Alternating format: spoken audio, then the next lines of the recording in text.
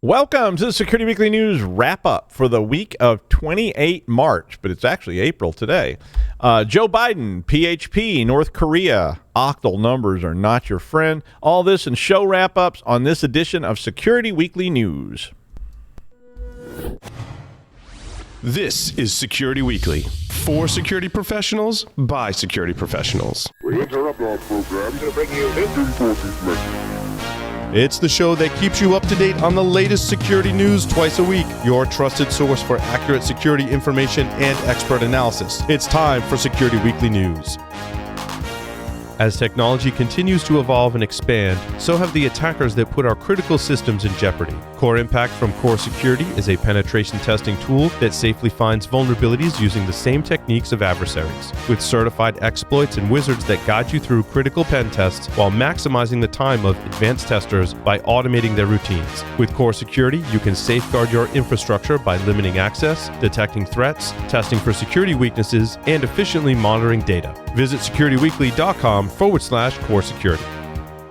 We're proud to announce CISO Stories, a new podcast series in partnership with Cybersecurity Collaborative and Cyber Reason. CISO Stories features the candid perspectives and experiences of frontline senior security executives and dives deep into timely security topics. CISO Stories is hosted by Todd Fitzgerald, VP of Cybersecurity Strategy at Cybersecurity Collaborative, and Sam Curry, Chief Product and Security Officer at Cyber Reason. Listen weekly as they speak with extraordinary CISOs by visiting securityweekly.com/CSP. Hi, I'm Doug White from Roger Williams University. It's the first show of April, so, slowly moving towards springtime, I guess. Let's wrap up all the show topics for the week. On Application Security Weekly number 145, John and Mike had Andrew Vanderstock, the executive director at OWASP, and he was on to talk about the OWASP Top 10 for 2021. That public survey has just been released, and Andrew was on talking about how what their plans are for the top 10 in 2021 and how you can get involved. So if you want to actually be involved in the OWASP process, you check that segment out and you can see he explained it. On Business Security Weekly number 211, Paul, Jason, and Matt welcome Nimi George. He's the VP of IT and Information Security at Pacific Dental Services. Nimi was on to talk about NDR and tools like ExtraHop as a means for dealing with cybersecurity threats. In the second segment, being a CISO in 2021, how to be a business leader in the boardroom, skills CISOs need to have in 2021, build your cybersecurity A-team, 7 recruiting tips, and more on that show segment. Always interesting. On Enterprise Security Weekly 222, Adrian, Paul, and Tyler Shields had Zach Moody, the head of Global Cybersecurity and Privacy at AVX Corporation, on to talk about emerging threats in the post-COVID-19 world. In particular, how disgruntled employees will return eventually. I mean, they're still with us, right? But they're going to come back to the office at some future point, and they may be more disgruntled than ever. How do we protect our data and keep employees happy as we go back into some semblance of normality? I think the transition back from this work-at-home business that everybody's kind of gotten used to some companies are going to probably overdo it, and they're going to step in and go, okay, now this is over, everybody back in the office with your coat and tie on, a la 1960s fashion, to companies that are trying to find some kind of happy medium between where we are now and where we were, and maybe what the future will look like. So it's a pretty interesting segment there. The second segment had Juliet Okafor, the CEO and founder at Revolution Cyber. Juliet was on talking about why security technology rollouts often fail due to 3 reasons: weak security culture, failure to consider user experience, and end-user communications being communicated to the right or wrong users at the right time. Certainly, to me, the buy-in piece is one of the most dramatic that I experienced, where it just seemed to me like if the upper management wasn't, having it, or they were just doing it because they felt like they had to give lip service to it, it didn't really work very well. And in the third segment on the show, they have the news. On Security and Compliance Weekly number 67, Flea, Jeff, Josh, and Scott were talking with Rafael Los, the Chief Security Strategist at Lightstream Managed Services. The segment was about a recent blog post from Rafael that was called "Vulnerability Management is Still a Mess." Well, okay, yeah, I agree. In the second segment, they tried to come up with some guidance on vulnerability management. So always a very useful kind of discussion on that show. On the Security Weekly News number 111, Jason Wood returns, and he talked about a new survey of ransomware victims, so a whole bunch of statistics on a new survey that came out. One of the most interesting things that he was talking about was that 20% of the people who paid the ransom still failed to recover their data. Yow. I saw a study then yesterday. I was looking at another study about this, and they showed that about 3% of the people who actually paid ransom that didn't get ransomwared. I was like, so what are these, like people that feel the need to confess or something? I just like, okay, I'm going to pay a ransom, or I think I've got ransomware and I'm just going to go pay. I was like, I didn't explain where that came from. On Paul's Security Weekly number 689 last night, the special April Fool's edition.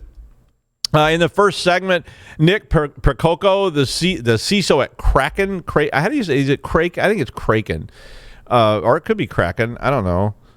It's like spelled like the sea creature, like the mythical sea. Kraken, I say tomato, you say tomato, whatever. But anyway, he was in to talk about malware scams and how we really need to educate the cryptocurrency community about risks and best security practice. In the second segment, Robert Lemos, a cybersecurity and data journalist at Undisclosed, was on to talk about how he got his start in the cybersecurity business, among other things. And in the third segment, of course, the security news. My favorite thread of the week, I'm going to go back to supply chain in app development. I know I've taught, I mean, these things repeat, so it's wherever I'm seeing stuff that seems to be the popular thing. Lately, this has, really been at hand, right? I mean, so on Tuesday, I was talking about an apparent or alleged executive order that President Joe Biden is gearing up to release next week. And one of the pieces of that executive order and this was that Bleeping Computer, or it was Reuters, sorry, that had this, are going to require a list of ingredients on software that is sold to or developed by government vendors and contractors. I mean, it would be a sea change in the way things work to see something like that come about. I will never forget seeing, how as a supposed high-end government development that I was being shown. So this was something somebody was showing to me to brag, and they were telling me how revolutionary it was and how it was going to change the way they were doing everything. And it was just so amazing that this had been developed by fill-in name of government agency here. But I was given a copy of this, and they said they would really like me to look at it and tell me what I thought about it and how I was going to be blown away. So, the disk had all the usual government project type numbers, THX 1138 version 15/1931 or something like that. And I was ready to be, wowed, because I guess I was naive. And when I installed this thing, and it was Nmap. It was literally Nmap. It didn't say Nmap on it, but it had all these government project numbers on it. But it was Nmap, and it wasn't even the current version of Nmap. It was like an old version of Nmap that somebody had taken and I don't know. I don't think it was probably not a violation or anything like that, but it was rebranded Nmap. And I mean, wow. Object-oriented theory promised us reusability. So this was a big thing in the OO theory that was coming out in the 80s. And GitHub definitely means never having to wonder how you would code that, because you can jump on GitHub and find reusable code. Okay, good idea. But GitHub may also mean that a 12-year-old wrote the code as a prank and said, solution to all your problems, panacea version 1.0, and you went, oh, here it is. So provenance, then, not providence, but provenance becomes a real issue to me. It always has been. I mean, even, code within code within code starts to sound like some kind of William Gibson-esque nightmare. And it's also, like the first step down that road to no one really understands this. Because I remember pulling code books out at the bank and saying, who wrote this? And all these chunks that went into it were written by different people in different eras. And it was just a giant convoluted mess that wasn't very well. It started out well documented, but it changed over time and no one really understood it. But hey, it works, so just commit. It's like, make it work. Don't worry about it. And I think maybe we're starting to sit at the beginning of the edge of a convoluted cliff that is going to be deep code that's going to get harder and harder and harder to understand going forward. And now add to that the idea of AI ML stuff, and maybe some of this AI stuff is going to be writing specific code to deal with on-the-fly issues. Because that would be an application of AI, right? Is that it deals with a certain case structure and generates code on the fly. And we already have stuff like that. But suddenly you have even more problems. Maybe you have dynamic code that changes, daily. So President Biden's ingredient list may be important, but just like that expired Hot Pocket that you bought for 12 cents in the discount bin, it may be difficult to figure out exactly what's in it, and who knows if they actually told the truth. I mean, what is imitation cheddar cheese? Anyway, I looked it up. And I mean, what do you make imitation cheddar cheese out of? Like imitation milk and imitation cheese mold? And you probably don't want to know. I don't know. But it's the same thing with code. And, don't even get me started on update chains. I mean, if you think about version 1 of your code and you use a library that contains 3 other libraries, which each contain 2 libraries, and sublibrary 2.2 updates to version 1.071, and that caused an update of library 1.1 to version 2.901, that means your code version 1.0 is actually running with different versions than it started with. So should you change your version, and do you even know that this happened? Now, if it's tested and it's compiled, well, okay, so you did. So you went to version 1.01 because these updates happened. Well, what if somebody pushed a Python 3 update into your Python 2 code? I mean, and it was some kind of dynamic code where the AI pulled in another chunk, and suddenly versioning becomes like just sort of a scrolling number ticker, that just kind of maybe spinning in all directions at once, and all those security flaws and issues that have sneaked in there, and boom, we're in business. So I guess the ingredient list is on some things is going to look like a pack of Marlboros in 1965. I don't know what's in them, but I can't quit smoking them. So I think this is a huge issue, and I think that this executive order maybe brings it to light, but it's probably not going to solve it. I don't know. All right. Ubiquiti. Ubiquiti had a breach reported this week by a whistleblower. The source, and so there's not, speaking of provenance, this is a source that is anonymous that is providing this information against claims by the company. So, is it legit? Is it it's hard to tell. But the source claims to have participated in the response to this breach. And the person said that Ubiquiti massively downplayed a catastrophic incident to minimize the hit to the stock price. I can't possibly imagine a corporation doing something like that. Could you? But on Wednesday, anyway, Ubiquiti released a statement that said its security experts identified no evidence that customer information was accessed or even targeted in this breach. The source then replied and said that the reason they said that was because Ubiquiti failed to keep records of which accounts were accessing the data. So the breach occurred in January, and the article has a lot of details on this breach, which we've mentioned before, but you can go in and read that if you want to see some of the breach details. But the advice that has come out basically says that if you have Ubiquiti devices, which are IoT devices, cameras, and so forth, and they're installed, and you haven't changed any passwords since January 11th, this would be a good time to take care of that, which sort of implies that maybe some data was lost. But then again, who knows? It's going to be hard to tell. And, with the current laws, the company is not required to release this information. Now, Biden's executive order, if they're selling these products to the government, may well require them to provide notification of the breach. But again, I don't know how you're going to prove or disprove if somebody was breached and what they disclosed and what they didn't disclose. And I'm guessing it's going to keep corporate legal busy and occupied for a while. PHP released a statement this week that 2 malicious commits had been pushed into the PHP source get repository. So this is a repository that's held on their site, not the GitHub repository where they publicly put this out. The commits that were pushed would have created a backdoor which would allow remote code execution via PHP and HTTP headers. Yikes. PHP blamed the commit on a simple, and it's in quotes, a simple cyber criminal or a script kiddie. I always hate it when I see those kind of things being blamed because they don't know who did it. And they did go on and they, it sometimes sounds like you're trying to downplay it, like, it was just something stupid, which I can read in all directions, right? I can say, wow, you got compromised by a script kiddie. That kind of worries me because that just means that I wonder what the sophisticated people did to you. Sometimes they put this kind of words out to try to say it was nothing, it was just silly.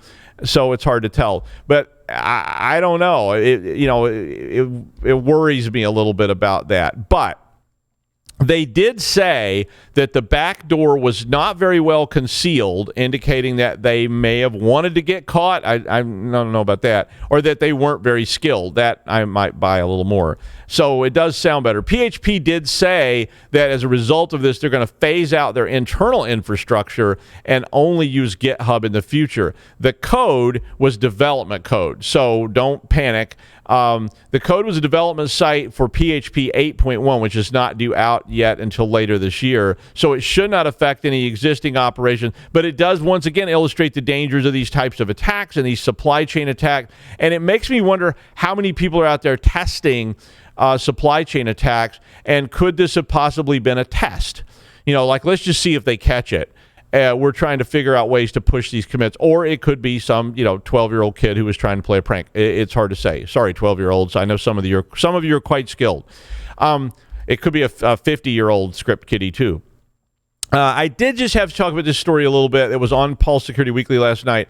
A popular NPM library, NetMask, which is used by large numbers of applications, and it's a parser named NetMask for IPv4 addresses and CIDR blocks.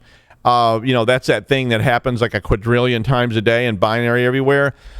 Well, this library has over 238 million total downloads and 278,000 GitHub repositories use this library. So speaking of all these supply chain application development problems, the only reason I really brought this up, other than the fact that it really accentuates that whole supply chain business, is this error took me back to an error that just about killed me once. I was working on a debugging problem that when some data came in, errors sometimes occurred. Not always, but sometimes. And it was really difficult for us to reproduce this error. We were never able to actually make this happen. And it was just pure happenstance. I finally noticed, I was just looking at this and looking at this data over and over again, and I could not figure it out. And it was like data that looked like 0400, and some were like 400, but that didn't cause a crash. I mean, so what? It was a leading zero, right? I even had a mechanism that I had written that stripped leading zeros in the flow because some of the older systems that we dealt with were generating data that did use leading zeros because they had to pack the whole space. And I would strip the leading zeros out. But guess what? A leading zero is representative of something. And I finally remembered. I don't know why. It was just one day I sat down. I was like, God, this thing again. And we get a crash. We have to rerun the data set. Have to go in and manually. And I did not know what was causing it. And, I know you're shouting at home already going, Doug, it's Octal. It's Octal. I know that's what you were saying right now. And everybody around you was like going, what is he screaming Octal for? But that was what it was. So we got data like 0400. It worked fine. But when it was 0409, it crashed. Why? Because there's no 9 in Octal. And guess what? That leading zero triggered it to be categorized as Octal. Well, in this case, so back to the NPM story, a leading zero in a decimal IPv4 address means that you can put octal addresses in. This was part of the original protocol. So the original IPv4 protocol said you can use octal, you can use decimal, you can do all these kind of tricks with it that a lot of high school kids figured out. Chrome if you take Chrome, and I did this at home just to see if it actually worked, you put a leading 0 in, and guess what? It converts it to decimal from octal. Even if you type 0127, you don't get back 127. You get back 87. Is that the right number? I can't do octal in my head anymore. But I did try it, and it did work. So if you type leading zeros in the URL bar, it does convert it from octal to decimal. So the original spec says that should be the case. But apparently the NPM NetMask ignores this standard. And as such, it could be used to try to make something look like a private address by writing in an octal, which would redirect it to an actual address, even though it looked like a private or some other address or even a legitimate address. And then it looks like that because this system doesn't deal with that. It just treats it as, right?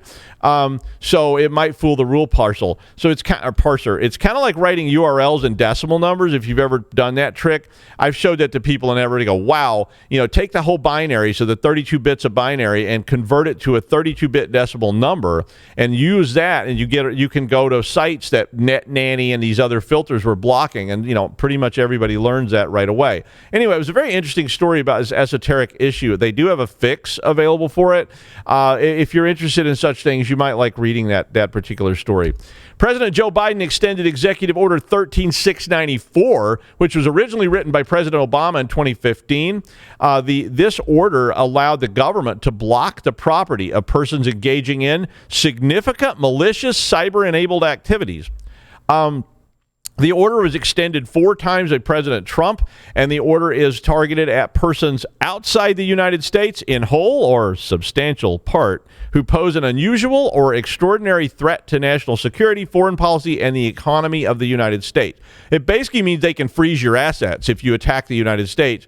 But I presume it mostly means nation states or other groups with identifiable assets. But that substantial part outside the United States kind of worried me. I was like, could they just cut your ear off and throw it out of a plane over Mexico or something and then freeze your assets? I don't know, but I guess we'll find out.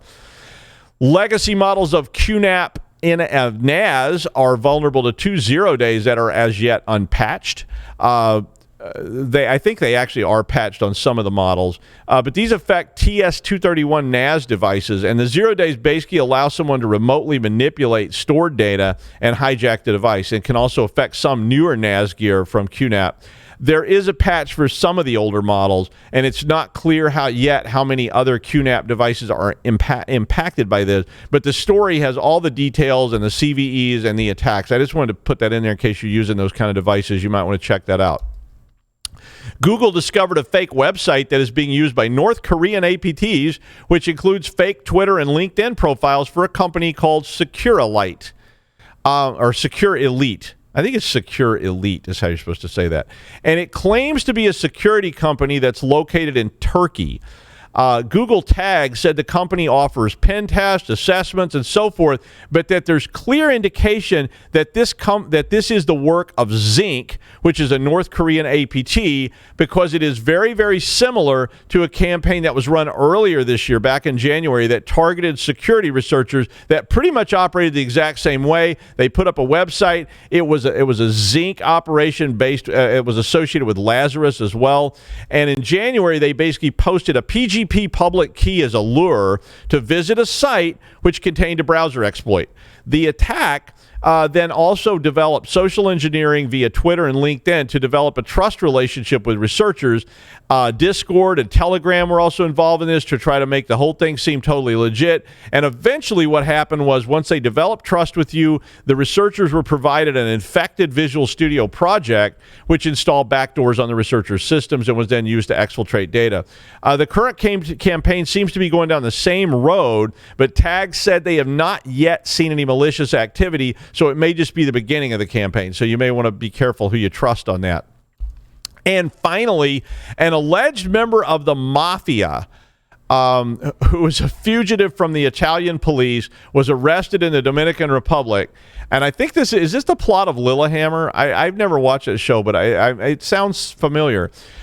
Mark Ferrin Claude Biart, I probably didn't say that right, who is supposedly, reputedly a member of a southern Italian mafia organization called Ndrangheta,